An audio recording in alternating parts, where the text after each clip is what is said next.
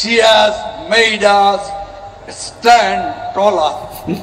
She has made us stand taller. এর আক্ষরিক বাংলাটা কি?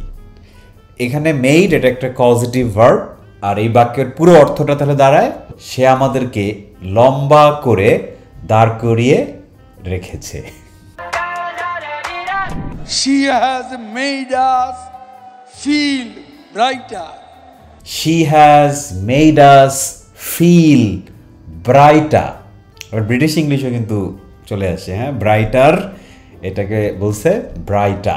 গুড, এটাও পজিটিভ ভার্ব, যদি মেড দিয়ে বলছে, তাহলে অর্থ কি হয়? ব্রাইটা মানে কি? উজ্জ্বল। সে আমাদেরকে উজ্জ্বল অনুভূত করিয়েছে। She has made us feel brighter. She has made us look smarter. She has made us look smarter. British English কিন্তু ফলো করতো, হ্যাঁ। তাহলে অর্থ কি হয় আগেরগুলোর সাথে মিলে? সে আমাদেরকে দেখতে স্মার্ট করেছে। এটাই হলো she has made us look smarter. Smart Bangladesh. She has shown us out of darkness. She has shown us out of darkness. তো এটা আক্ষরিক অর্থ হয় কি? যে সে আমাদেরকে অন্ধকারের বাইরে দেখিয়েছে।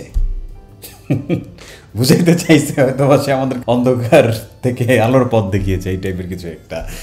She has shown us out of darkness. এটা গ্রামাটিক্যালি ঠিক আছে কি নাই, যেমন এই shown ভার্বটা এখানে যাচ্ছে না।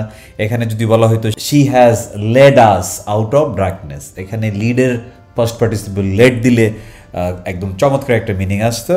shown এইটা কিন্তু উচ্চারণটা হচ্ছে shown, হ্যাঁ। She has shown us out of darkness. She has shown us out of poverty. She has shown us out of poverty. Poverty মানে তো দারিদ্র, তাই না? তার মানে কি সে আমাদেরকে দারিদ্রের পথ দেখিয়েছে?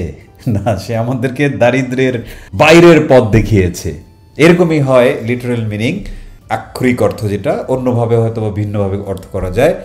আপনাদের যদি অন্য কোনো অর্থ মনে হয় কমেন্ট করতে পারেন, হ্যাঁ। সো বাই দ্য ওয়ে, এই বাক্যের মধ্যে আমরা একটা জিনিস পেয়েছি যেটার নাম হচ্ছে causative verb, make, made, made. এটা হচ্ছে বেশ সুন্দর একটা ভার্ব যেটার মাধ্যমে আমরা ভালো মিনিং বের করে নিয়ে আসতে পারি। যেমন ধরেন, সে আমাকে বিষয়টি বুঝিয়েছে। He has made us understand it. সে আমাকে ইংরেজি শিখিয়েছে। She has made me teach English. ঠিক আছে, সো এইভাবে করে positive verb make, made, made এটাকে আমরা ব্যবহার করি।